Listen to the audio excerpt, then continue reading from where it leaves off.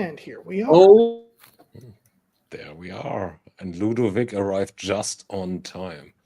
That is marvelous. And I did goof again with my system, such as if I'm starting my control monitor, the sound is not being managed properly by me. I'm a learner still, a novice. Ladies and gentlemen, welcome to our show. Again? 4 years later. 4.5. Slow learner. Yeah. It is somehow splendid to see that you are arriving safe and sound, and it's glad that you are all here in our showroom, to say so.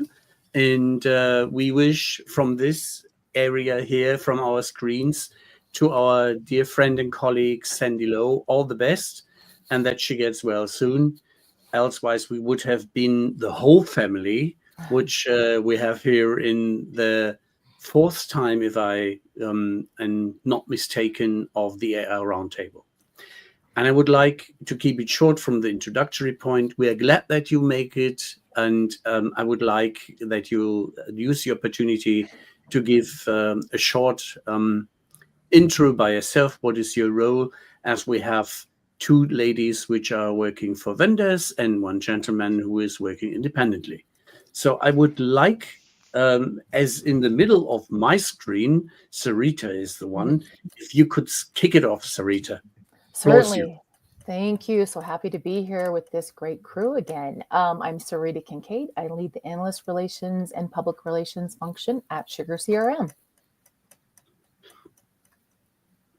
Trish. Hi, I'm Trish Harmon. As everyone can see from my screen, I work for SAP and am super excited to be here again. Yeah. Ludovic. And I'm Ludovic. So I work for Starsight. I'm also on the IAR board.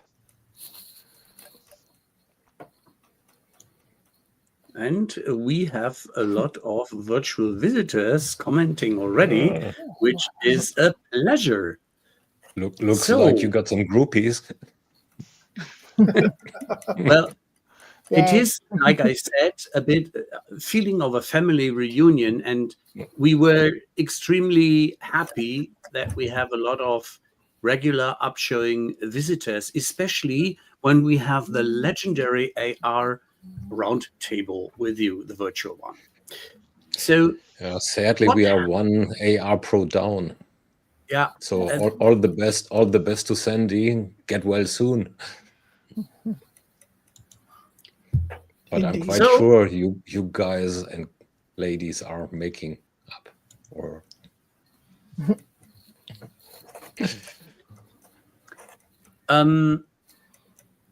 as we have nearly 24 closing, what is the first thing which comes to our minds is what has changed between 2023 to 2024? What, if anything, did you do differently? Why? And did it work as expected? So that is the kickoff questions for our dear experts. I'm going to beat everybody to the punch because I think we're all going to say the same thing. And I bet we can summarize it in 2 letters. AI. Okay. Probably been the bang right in there, Trish. Jump right in, right? If we ask you truthfully, right? If that's what's changed in my world, I would say, and all of our worlds in the last year, is did we even really talk about it much last year from an AR perspective? Probably not as much. So I think for me, that was an easy question in terms of kind of my day-to-day stuff is what's changed. I would say for sure AI is way more in the forefront of what I do from a day-to-day process. I mean, I literally just got an email from an analyst saying, hey, I need my first note of 25 is going to be on AI. I want to make sure I have the latest and greatest. Right. So like, literally before I jumped on this call. So that's probably, from my point of view, one of the biggest things that's changed my daily work.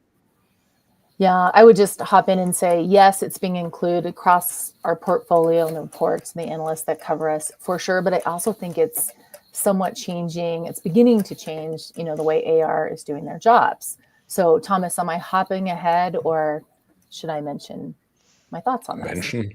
Okay, We are not on the script here. Right. Okay. Good. Okay. So, I attended the AR Insights AR event last week, and there was a really great panel on AR and AI. I have to say those folks were probably ahead of the curve using AI in the AR job. Right now, for me, I'm finding it to be a time savings type of a tool with summarization, with transcription. And I'm trying to use it for RFIs, but that's fledgling at this point. It's a little complicated with the tool I'm using, but interested in it. I like it as a time saver. So it's definitely, changed and helped in that way. But as everybody knows, you can't completely trust AI, lots of hallucinations, etc. So then there's kind of the added work on the back end. Is what's being spit out really accurate? Can I really put my name on it? Can I send this out? Can I share things with analysts that have been partially or helped to be created by AI? So that's a lot. Ludovic. I'm kind of like into mind. I see a lot of the same thing, Sarita. I think. Oh, go ahead. No, Trish, go, please. No, go ahead, Ludwig. I can jump on after you're done. Oh, sorry. No, I mean, connecting to mine, because I think for me it's like teenage romance. There's a lot of talk about it and not that many people engaging in it. So we started the AI journey with some clients last year, and there was certainly a lot of buzz after Microsoft announced 10 billion the 10 billion funding of OpenAI. I mean, that certainly sounded completely crazy at the time, but then boom, it's been on overdrive. And then the next thing you know is that by the end of last year, half of Gartner is now covering AI, suddenly, which for if you have clients like me, we have clients who are very heavily in AI and clients not so much. Clients very heavily in AI, certainly we become in the problem of having way too much request for the bandwidth, so it's the tiering problem, right? And for the clients not in AI, trying to desperately catch up and have a bit of AI stickers all over the place to interest people, like give the I think I call that the AI lipstick. The other side of AI was also interesting in terms of what Sarita says.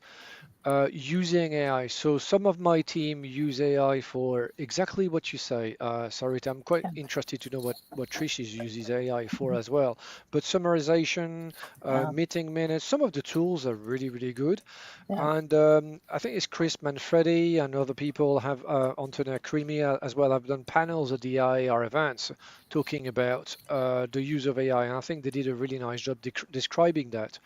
In terms of more advanced use case, we've tried to use LLM to fill in RFIs, and then we make up answer. Oh, I shouldn't say that. We always say the truth in RFIs, but we found that AI was actually more creative than us. So be very careful. Trish, how do you use AI? Do you? Well, I think use for it? us, I feel like, and maybe it's just due to the company I work for, but my hands are maybe I'm probably a little bit different position because we have to follow an ethical handbook working for a company like SAP. So Okay. I can't just go dump my stuff in ChatGPT and use it that way. So we are only allowed to use an internal playground for that, which Okay. and we all know how AI works, right? It gets smarter the more you use it. So, sometimes I feel like I may be in a little bit different position just because of kind of the way we work at SAP. Right. And I think it's for the better of all of us, right? That we're that we're not dumping in surveys and stuff and our answers into an LLM out there. But so that's a little bit different for us. I had to summarize some notes the other day, and I put it in and I opened it up, and I could probably easily share it with you because it said nothing proprietary, right? It could have been written by anybody. It was like, oh, you need to, look out for competitive. It was summarizing an hour-long conversation I had, and I'm reading it, and I'm like, there's absolutely zero value here because it could have been written by any of our competitors, any of our partners. There was no differentiating. So I had to go back through, to your point, Sarita, was it a time saver? It was absolutely not a time saver, because I had to go back through, because I was preparing for a board member, right? And I couldn't just send anything. So I had to go back through and I found some real, I'm like, oh my gosh, I forgot about this part of the conversation, right? So it was all missed, because I just don't think sometimes it's smart enough to pick out what I knew this individual needed to hear from that conversation. It was a summary, of course, but it could have been a summary of 90% of my calls, to be honest. So that I'm seeing some of that. I don't know. So much for SAP GPT then. Yeah. So well, I'd like to this turn.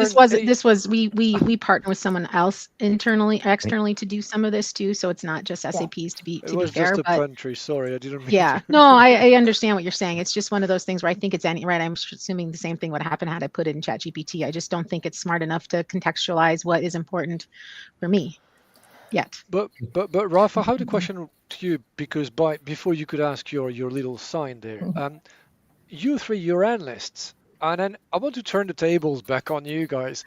Yes. How much of your research is GPT generated? We warned you. You did indeed, yeah. Let's have Marshall start. He's the one who usually says least. Oh, that's it's nice. true, but in this case, there isn't a lot to say about it. The main use I get out of generative AI is when I'm having trouble starting a thought or something, and I just need to get something on paper, or on my screen rather, that I can then look at and say, no, that's crap, or that's an angle I can use.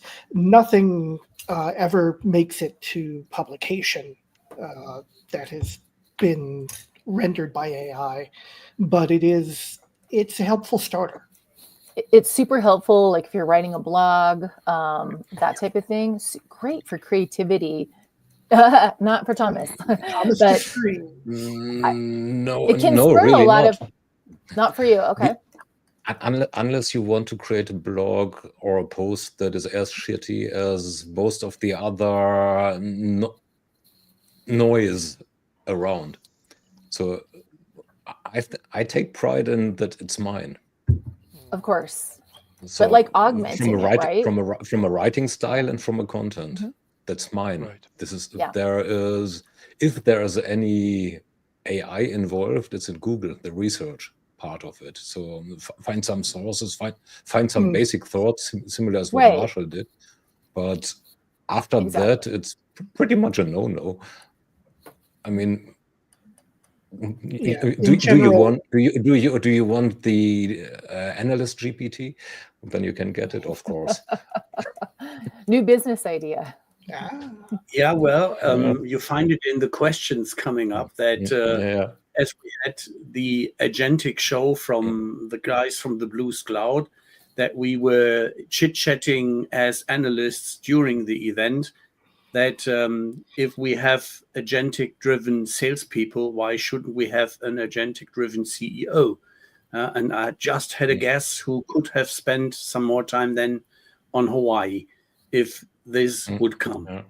What we use it here in my little family, and where I make use of it is, for instance, to use DeepL coming from Cologne, where I was born, for translation.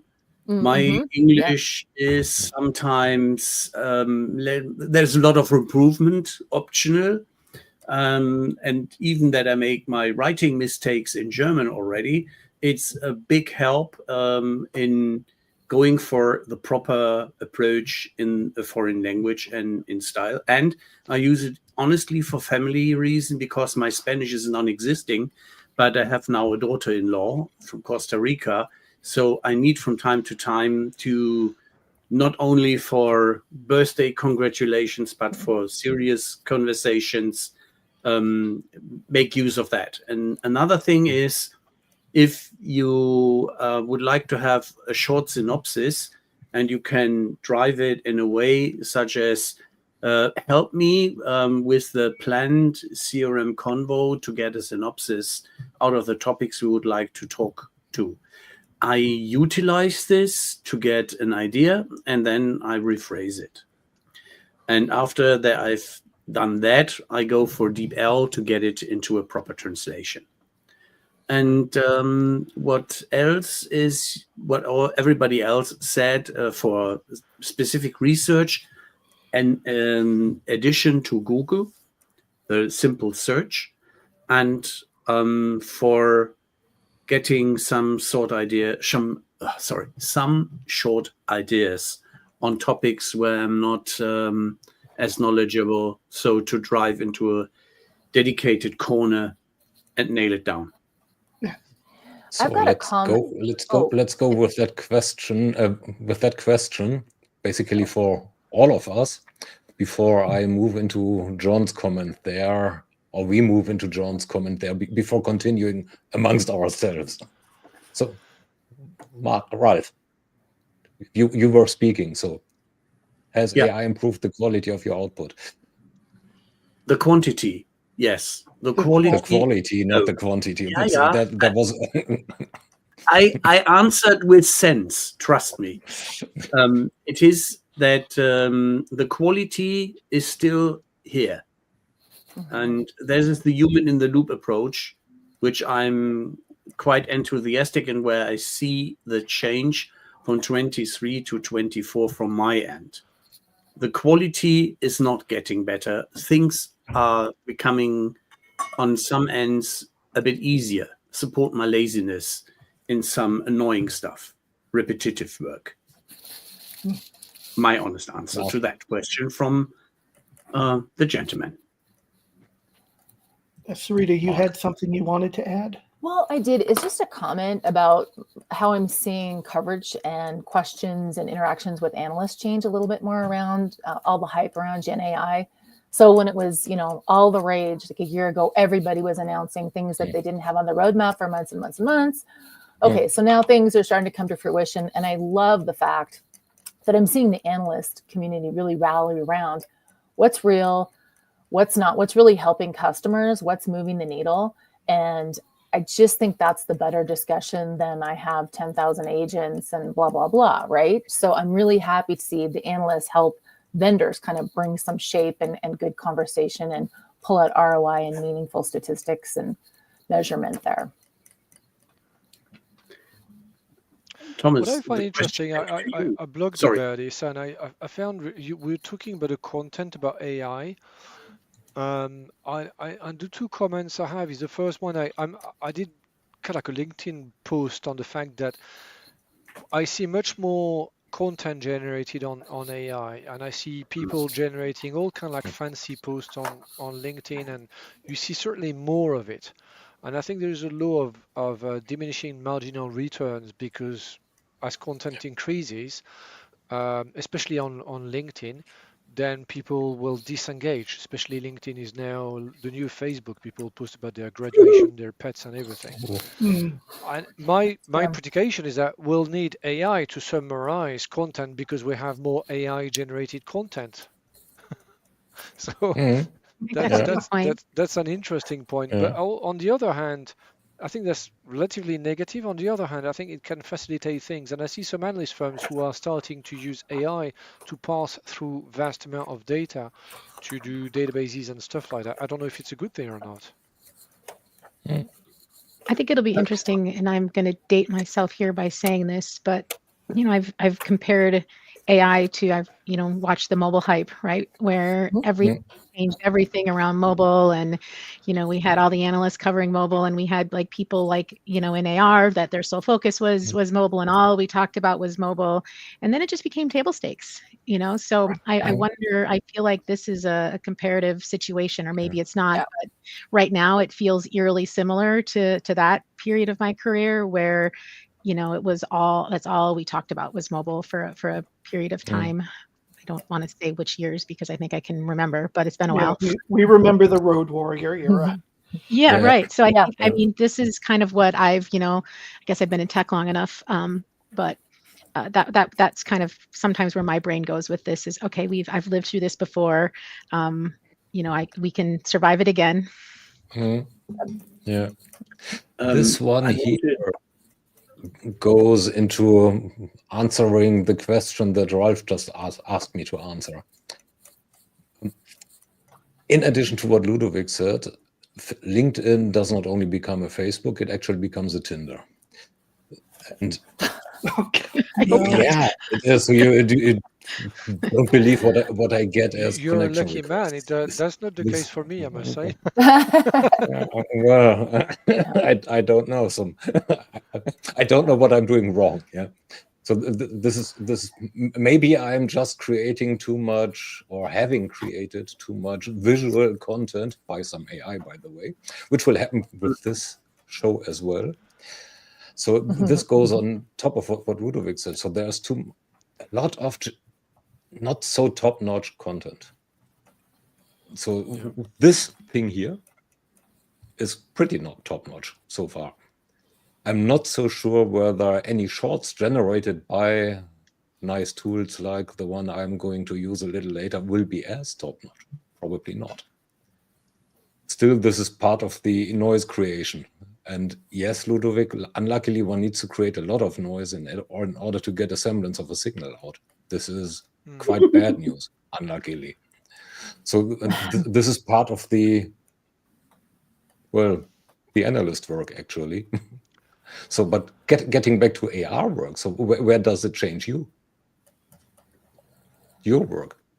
Not where as Trish start, where are the topics that the analysts want to get covered by you as a representative of a vendor, by the show that you are doing, by the event that you are doing. But besides summarization and summarization is basically what you said, and a bit of research and transcription and research. Yeah. I mean, I think in an ideal world, it would be great to, use AI to reconcile calendars. That's probably an AR pro's least favorite job, is to figure out calendars. I'm not going to speak for everybody, but I am not a big fan of briefing books. I would love some help, creating, really good briefing books. I think those are areas that I could see right off the bat. Interesting idea. Maybe even, I don't know, does AI do contract negotiation and things like that, T's and C's? So, things that, are kind of necessary evils of our jobs sometimes, I would say, maybe that's where we all like to get the extra help. I'm curious. Contract negotiation, that you've thought of. The contract negotiation, I'd love to have done by my AI too. Yeah, right. I know. For me, curious, Trish, as I tried 3 times already to get into the ethical guidelines book. How thick is that ethical guidelines book? The SAP, I haven't seen it. I've just seen the PDF. I don't know how many pages. It's substantial. I mean, you might imagine, as a German-based company, it's substantial, and it's kind of what SAP hangs their hat on in terms of how we approach, because we are dealing with, millions of customers' sensitive data. So I think it's very important. So but and I also need to raise a flag for SAP here. One more flag besides the tattoo. SAP usually walks the talk. There are companies around my location here that have a very thick guideline book as well. And I don't want to use French right now. They have some potential in living it. Let's put it like that. That was kind of the point I was making, where I said I just can't go through everything into ChatGPT that I'm doing. It's just it's not supported here. I found this important to mention, as there is a key differentiator, as we have in the execution of laws and frameworks, which are either coming or no longer coming in different countries and different territories. And I find it impressive, and found it impressive that you mentioned that you have such an ethical guideline, and that the start in 2023, in the summer of AI, to requote the marketing story of one company which is not present here with the blue cloud, was that they tried to bake to get several layer architecture in looking for the quality and the trust in the content they are delivering to their customers, which I found remarkable at that time.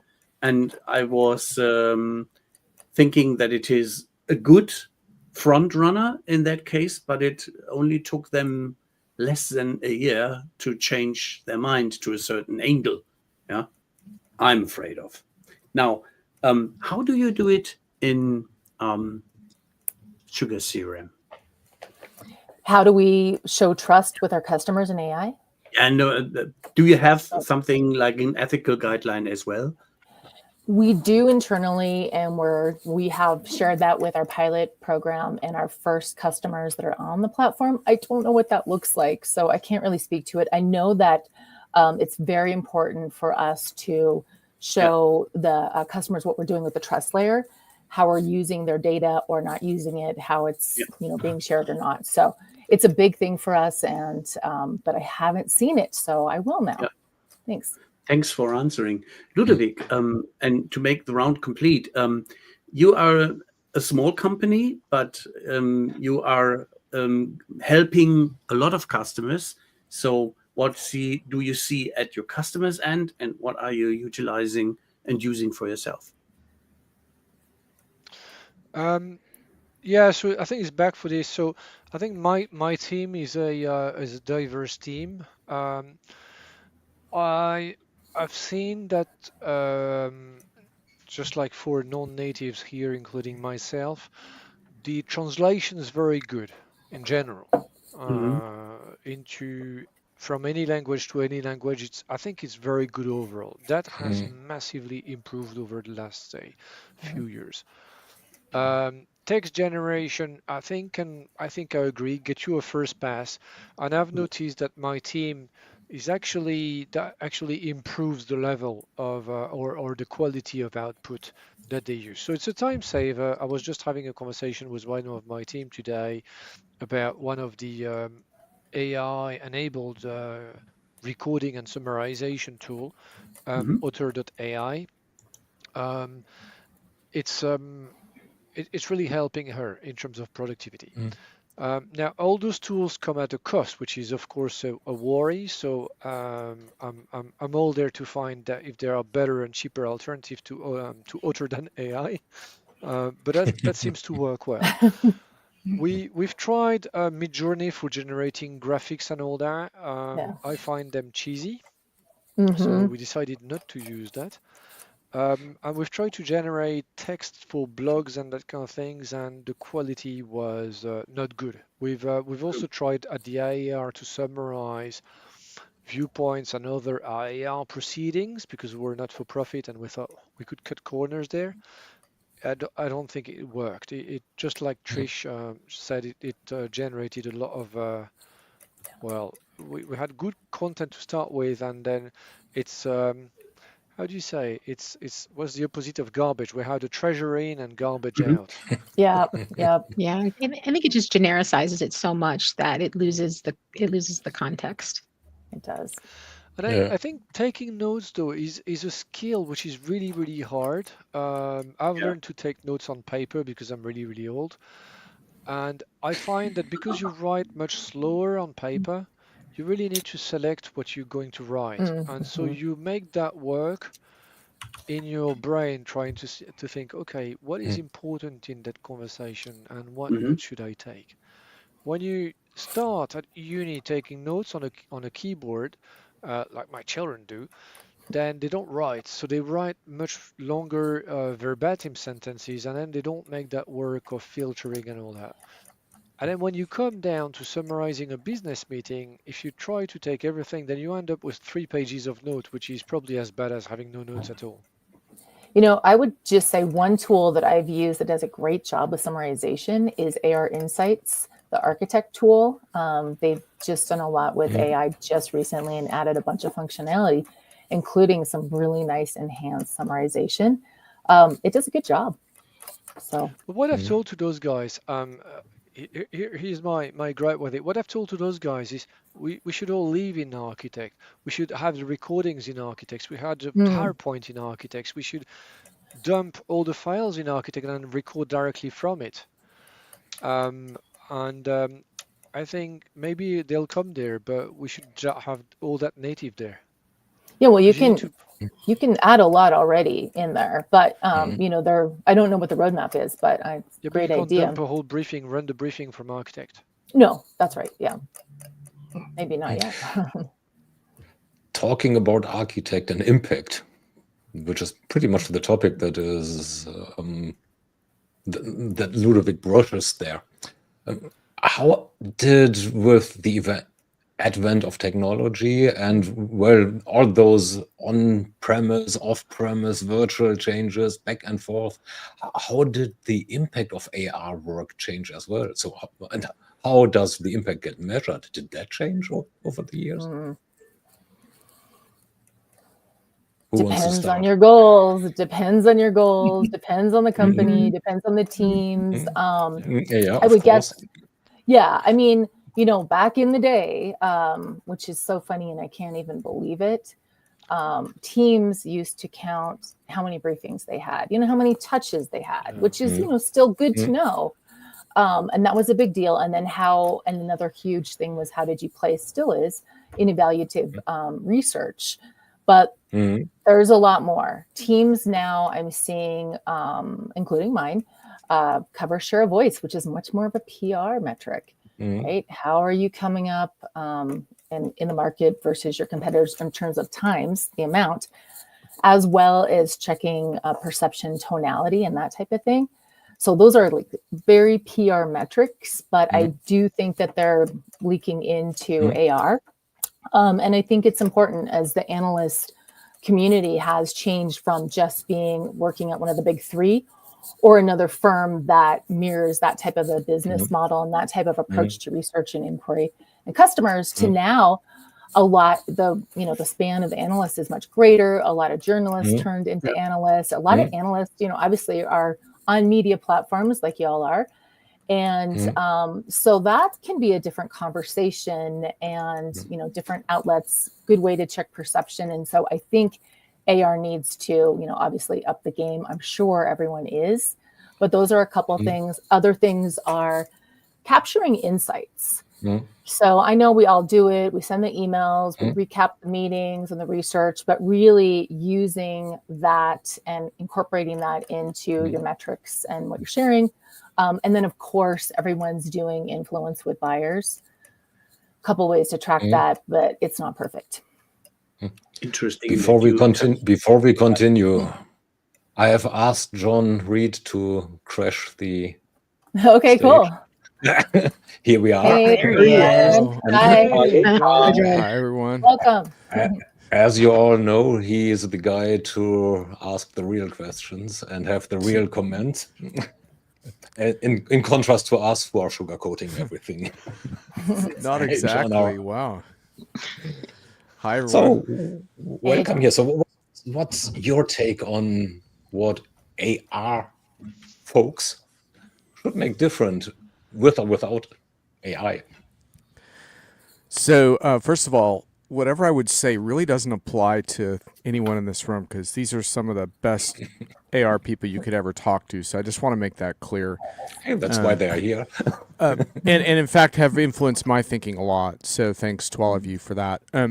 Yeah, I wrote a post on Next Gen Analyst Relations a while back, and I feel pretty strongly about a lot of those things. And while the AI part of this is really important, and you guys did a great job, there's so much more than AI to this discussion, obviously, and that's the risk we run with AI. It tends to consume everything. And so a few really interesting things that I think come out of this. I think it all starts by thinking about, what does analyst relations look like when it's really focused on delivering better results for customers? And then when you think of it that way, I think it implies some pretty radical changes in how everything works. And it includes just also a notion of much more continuous insights. Like, how do we have more continuous dialogue instead of the classic, like, oh, we have a great analyst event, great customer event, and then we lose the threads again. And like, how do we keep that going and keep those insights flowing is fascinating.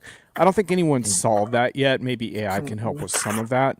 But the things that I think are super interesting, really fresh on my mind, is I just got back from an analyst event where there was almost no NDA content. It was basically no NDAs at all. And I was really impressed by that. And I don't think that's always possible or always a good idea.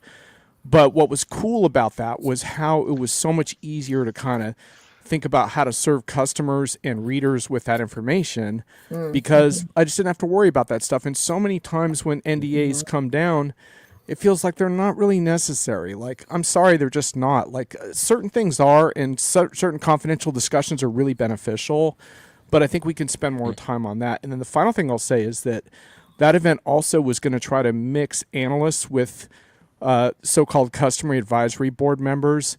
And I love that idea of stirring the pot between analysts and customers, and the dialogue that ensues between some of the most important customers for vendor and analysts, and the kinds of questions they ask each other are just fascinating. And it didn't work out this time just for scheduling, but I'd love to see more experiments with that, because I think that dialogue leads to really fascinating places. So I'll leave it there for now, but it's always great to talk with y'all. So I've got a question for you, John. Are you saying that when you go to, and I guess for everyone, the analysts here, when you go to analyst summits, analyst days, you're not always getting interaction with customers? Well, a lot of times the interactions with customers at an analyst event, if there are one, are limited to kind of like a panel discussion. Like a okay, here's your customer hour or whatever. And look, those can be useful too, although unfortunately a lot of times those are under NDA, which is, in my opinion, really bothersome. Like, even if you're going to have the whole day under NDA, why would you have the customer part under NDA? That doesn't make any sense. Right. But what I'm thinking of is more, a lot of times you have these private events for VIP customers. Why not mix those in the same location a little bit and have some overlap where there can be much longer, more informal back and forth, rather than just a structured panel. But yes, I would say more, and the other folks in this room can answer this, I would say more events than not have at least one customer present to discuss things, but it depends a little bit how much mix there is. Sometimes they will invite them to like dinners and stuff, which is great, obviously, for the more informal discussions as well, so that's cool.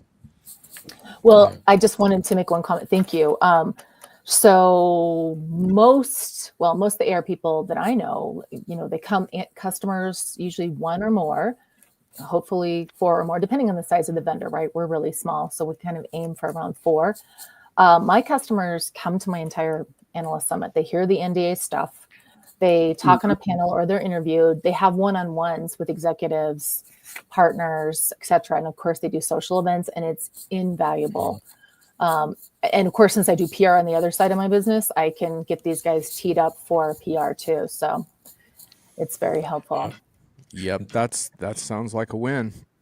Yeah. Look at what I don't know. Brent I just think it's added on to that. It's an interesting one, guys, because it really depends. If your goal is to publish relatively quickly, and John, that might suit you, or try to go away and be able to advise clients in inquiries or do some evaluations.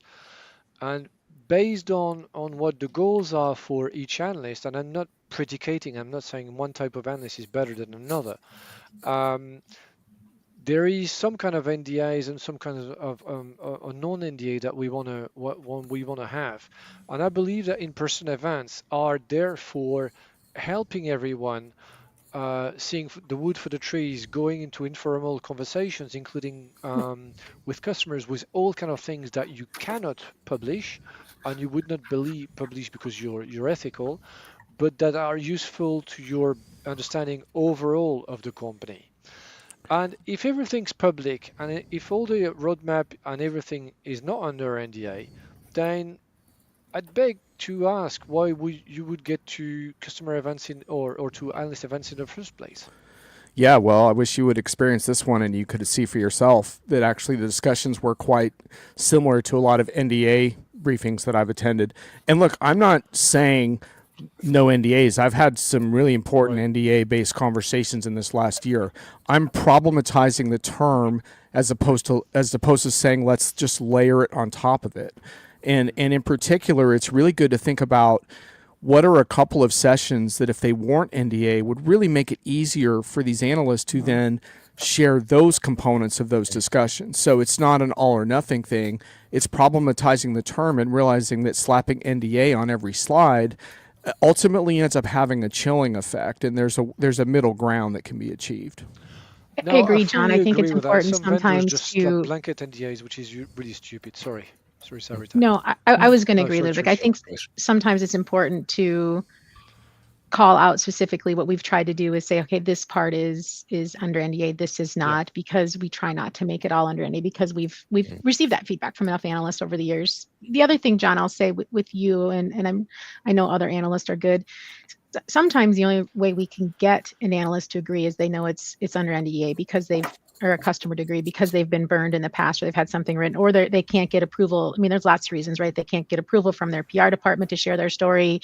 So there's many reasons, but I know a lot of analysts are really good about, maybe breaking out from the analyst event and heading to a session on the show floor if it's a co-located event, for example, and they'll find a customer and just kind of, I know you're guilty of this, John. You do a great job of it. Is you kind of go out and find your own a little bit outside of us, which is great, right? Because those stories have likely been because they're willing to share it with the whole event. So it's for always, sure.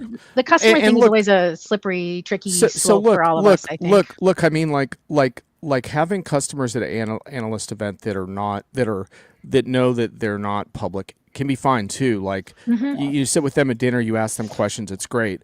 Right. I'm just saying there's nothing that replaces a non-NDA customer panel in terms of the impact of your event, because you guys were just talking about numbers and KPIs and things like that. Well, it helps a whole lot when analysts can go home and immediately start sharing meaningful content about how what you're doing impacts customers. And again, I bring this discussion back to how are we serving customers better? And I know that not every analyst thinks like that, but that's my challenge and that's how I feel. So I'm not the only voice in the room. I'm just saying, like, that's how I look at it. I realize I can't change the analyst industry. I'm just trying to encourage folks like yourselves that are really trying cool stuff, because I've talked with all of you, and the things you suggest to each other and advise to clients are fantastic. So I'm just wanting to amplify that. That's all. I'm kind of curious to know what Brent means around sanitized conversations, though, because that is something that we do want to avoid, right? No one wants to get on a plane to have sanitized conversations. So maybe Brent can elaborate on that. This came up during customer conversations during AR or analyst events, basically. Let me rephrase it a little as far as I understand him, and Brent, punch me if I'm wrong. The customers that are invited to analyst events are usually reference customers. Means they are biased. So that's why they are sanitized to an extent, because they have, either drunk the Kool-Aid or they are following a script. So this needs to be said as drastically, and it doesn't hold true for everybody, by the way. So there are events where, Sarita, where this is different. However, this is a big risk. That's why I also like co-located events, by the way, or attending customer events, because there you are getting the ones who haven't yet drunk the Kool-Aid, but the ones who are genuinely looking for a solution. And if that is something that can get into an analyst event as well, that would be quite cool, actually. Whether we after all are allowed, in quotes, by NDA or not, to name a customer or not. So what is interesting for us is where the differences in expectations are. What does the customer or the prospect expect from a vendor versus what do they get? What is their need versus what is the vendor's stories? And these are the exciting stories for us, basically, and which are at the core of at least my business, and John's as well, closing the gap. This is the CRM evangelist mission, right? Close the gap between vendors and their customers. So don't know how you see that, how you can do that in the boundaries of your work. at all. So how do Well, you see that? maybe that's something we should organize via the IAR. So, for instance, next week in London, we're doing a big AR forum, and we could as well do like another half day or something of vendor briefings. Why not? I don't know if there would be Yeah, demand for that. invite me. Well, next week I can't. Sorry. Yeah, next week is going to be hard for a lot of people in the Yeah, US. yeah. Well, there is a medical appointment that I will not postpone. Period. That's the reason. You're implanting AI? John, that affects the AI panel as well next week. Sad to say. So you need What I to wanted deal with the to two say remaining to jokers. John's comment as well, right? In terms of the NDA and everything. So I think some vendors are very scared about illegal and they don't Yeah. read the fine print and they Unfortunately. blanket everything. But I think that for me there's a huge difference between analysts and journalists, and that's in the IAR code of ethics. We were talking about ethics earlier. Agreed. And the main thing is the draft review, and I'm very, very big on that. So either someone gives me a draft review and then we consider them as an analyst, we give them access to privileged information and all that, or don't. Then that's a journalist and that's fine. It's other rules and it's another team dealing with them, in my mind. I don't know, John, Well, you I never might have disagree that. with that. I never have that problem, and I would never submit to draft reviews ever because it would degrade my independence in the eyes of the reader and actually hurt the vendor. Having said that, if other people agree to that, that's their choice and their business. But in my view, once content is public domain, then you should trust the analyst to write your story fairly. But you're right. There are distinctions between the two, but the blurring of the lines happens a lot because a lot of analysts do blog now, and how would you exactly make that distinction? I think that's a slippery slope. But what I will say is there's some really great role models of companies. I haven't worked with Sugar, but with SAP analysts, like they've done an amazing job of sorting that stuff out with me, and it's always worked out great. And there are some things that I never write about, and that's fine. We have these NDA conversations, that's totally understood. And other times, like the analyst exposure in the background there really helps me to cover the company, I think, a lot better and with more depth. And so to me, it's beautiful how the two actually work together. Will I admit that it sometimes takes a little more effort on the part of the analyst and media? 100% it takes more effort. Good content is hard. Good stuff is hard. This is the thing we can't get away from is we want to make everything easy and convenient and techno like polished. The good stuff is hard. That's why it's hard. That's why it's a competitive advantage. Yeah. I think on the difference between analysts and media, really for me, it's the role of trusted advisor. Whether or not they blog and they do a lot of media writing and they're an analyst, it's really, are they a trusted advisor? So then, like John was saying, if they're a trusted advisor and they know you know them, they know what's NDA. You tell them, they're good with that, and they can still have all this other access to you, but they're not, they're not media. They're a trusted advisor. And I think that's the lovely thing about working with analysts, no matter what role they take in the market. Yeah, and you're totally right. If they're not a trusted advisor, then you do treat them differently because that's a different kind of media person. And that's a media person that's really doesn't have any long-term stake in making your company better. They're looking for a story, and that's a whole different mentality. But I will say, Ludovic, I've been amazed by how much companies have put trust in us, like on the analyst side, even though we technically are a media property. And like, we've never broken that trust, and that's led to a lot of really beautiful relationships. But you're 100% right, because if that was lost one time, then all of that would be destroyed. So But I think you're right, John, there 100%, because I think it's, if I go back to what our job titles, what this is about is analyst relations. And the second part of that phrase is relations, and it's all about the relationships we've built. It's about those trusted things. It's the ability, I can speak internally. It's my ability to work with my counterparts on the PR side to make sure folks like John are getting the proper access and the right information, and we're sharing the right story that we need for our organization. So I think it's all about the relationships. I think everything comes back to that. Even if we tie it back to the AI, we're still going to be needed because we have these personal relationships because of what we do. So I think it's really important, and you're right, John, is we know to trust people and when not to. And if you burn a vendor, that relationship goes sour real quick. And, like analysts, some of us have long memories too, where it's like, oh no, that person, that person took this sideways, not that you can't re-earn that trust, but it makes it harder. Like when your kid lies to you, right? You're going to not trust them the next time they said they're going to be home at 10 o'clock. So I think that's important. Not speaking from experience. We have elephant's brain as well. I know, right? I tell that a lot of times to my stakeholders. As analysts never forget, and I think Right. that's an Right important you are. thing. But we 100%. also do not forget the positive things, and we Yep, had right. learned it the hard way that we respect and we honor. Then, if we see it with the hard work you do day by day, to get us in the right direction and to enable through the means you have at your hands to get us connected with the interesting, honest talk stories we would like to get. And Right. summits like in London were helpful, and so were those which Sandy was hosting in Austin, if I follow the talk from Thomas and Marshall.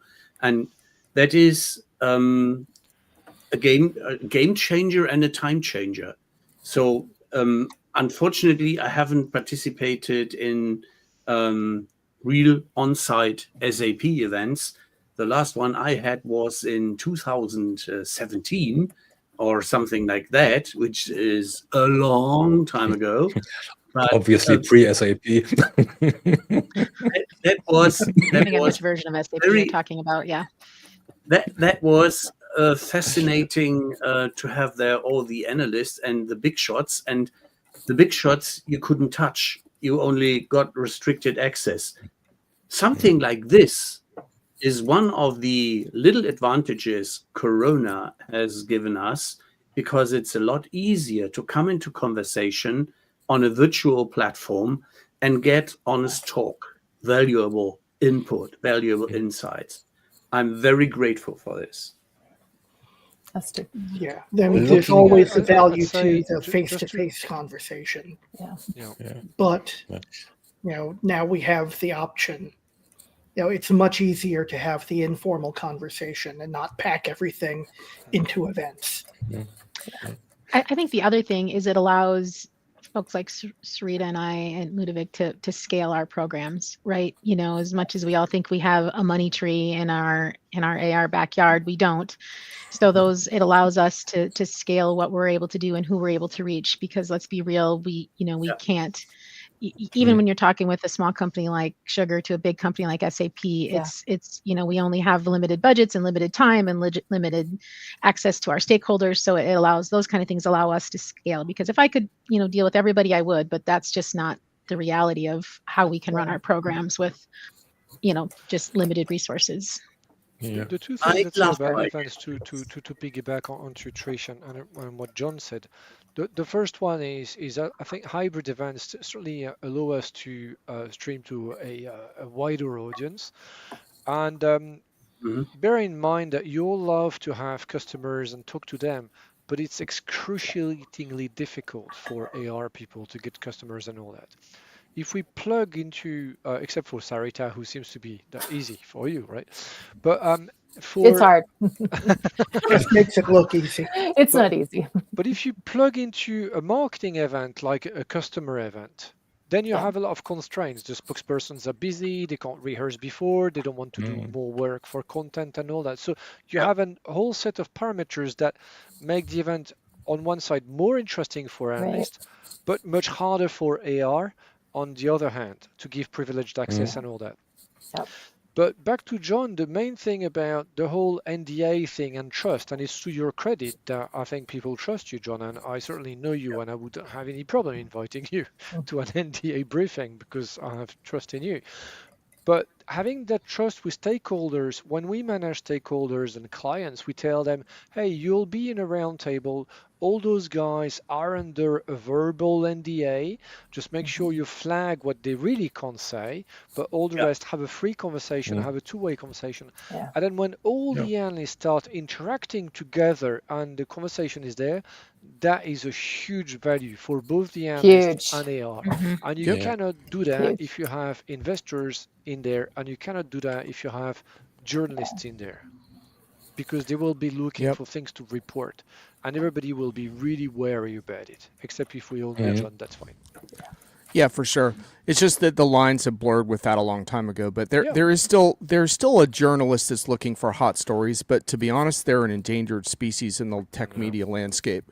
Sure. Most that survive are going to look more like analysts and are going to be part of those longer term conversations. And you're absolutely right. I mean, look, most of the best conversations I've had this year were NDA, because there's a level of disclosure on all sides and you agree to it, and you have this real heart to heart about, both what can the vendor do better, but also in some cases, how can we do better? Like, how can we all do better? And those conversations are fantastic. You're totally right. I mean, those are the reasons, those are the kind of conversations when you finish, you're like, everyone feels smarter, and this feels like this is why we do our jobs. This is why we go through all the stuff we're trying to figure out with AI about scheduling everything and trying to make everything work so we can have this moment, and so you're totally right about that. You're flagging problems. It's just that they're solvable problems. That's all. Yeah. Ralph, what was your sign? So some people are precious about the difference between analysts and influencers. I've always thought about something like a continuous, a spectrum. We're all in spectrums of some kind of things. And then I really don't, I'm not in the religion of tiering with the figs in first and then everybody else there. I think it really depends on what the goals are. Right. Yep. Agreed. Yeah.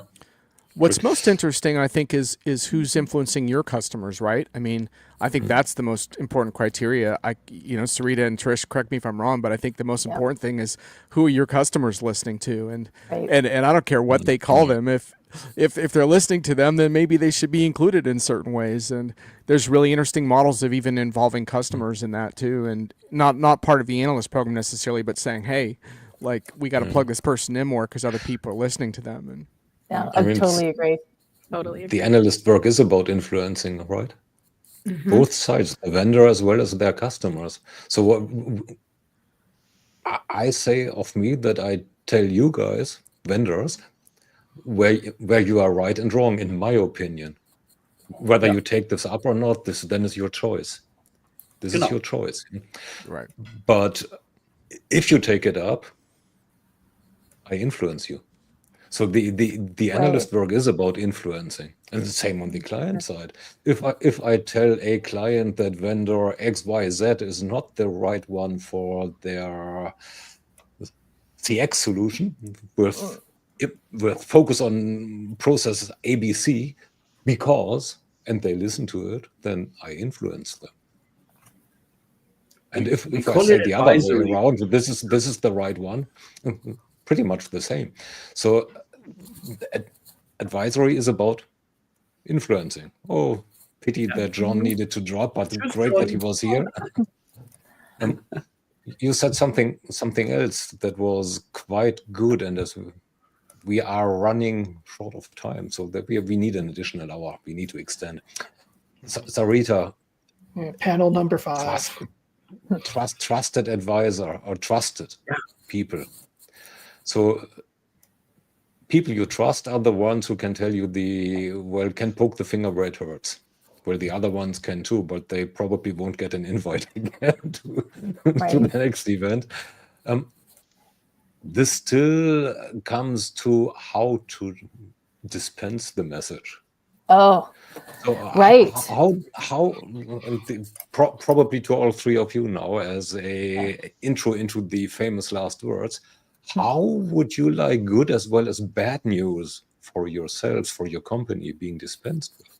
Or how do you want to be confronted with it? I'll go first, if I might. I love it when the analyst tells the executive directly, the stakeholder who's in charge of whatever area of the business it is, directly, because there's nothing worse than having to tell an executive or a business your baby's ugly. But if the analyst tells the executive and gives the reasons why, I just think it's much more effective. They can ask questions. You're not always the negative messenger for these type of things. And obviously you can share, like you said, the positives as well. So just a couple of thoughts there. Yeah, I'm with Sarita completely. There have been times in my career where I've actually prepped the analyst to say, I need you to repeat this to so and so. So Yes. it's they've heard it before and they need to hear it again, and maybe they need to hear it again. So I Like a think mantra. that's sometimes the beauty of our jobs is we're able to go in and again, if we have those relationships, good relationships with folks like you, we can say, hey, Thomas, I really need you to tell so and so, what we talked about 2 weeks ago the next time you speak. And I think that it's good, right? That's, again, when we go back to John's comment of we're all trying to serve our customers better here. And that allows us as a vendor to do that, to take that good feedback that you're hearing from, your clients to others. And sometimes it may validate things that they've already heard. They just need another person to say it. So completely on board with what Sarita said. Yeah. I agree with that. I'll end up by saying analyst relations is always the devil's advocate. And winning analysts over the last 20 years, I found that big firms have been defanged. And I think there's a fantastic opportunity for smaller independent analysts to be quicker on the mark and a bit more open to feedback with vendors. And I think it's helpful to everyone. All right. Well, that it is. Thanks, everyone. Thank you for having us. Yeah. Fun as usual. Thank you for having us. Thanks for coming, and sorry that Sandy couldn't make it. So get better fast. Get better soon. Get her next time. Our hearts. So, Yep. yeah. Hi, everyone. Now, having said that, All right. well, don't run away. Don't run away. Marshall still has some closing words to say before I take them away. Well, the closing words are pretty much what you just said, which is thanks to Sarita, to Trish, and to Ludovic for joining us today and giving us such a wonderful piece of insight into how you do your jobs and what you're looking for.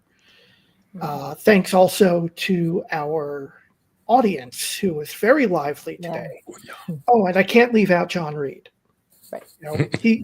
He was, if you remember him, he was surprise guest. Yeah.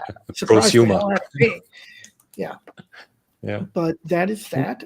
Next week, we're going to have another one of our repeating discussions where we continue the great AI debate with our friend John Reed of recent departure and Dr. Michael Wu of Pros. Hopefully you'll be able to join us for that. But in the meantime, thank you very much and be healthy.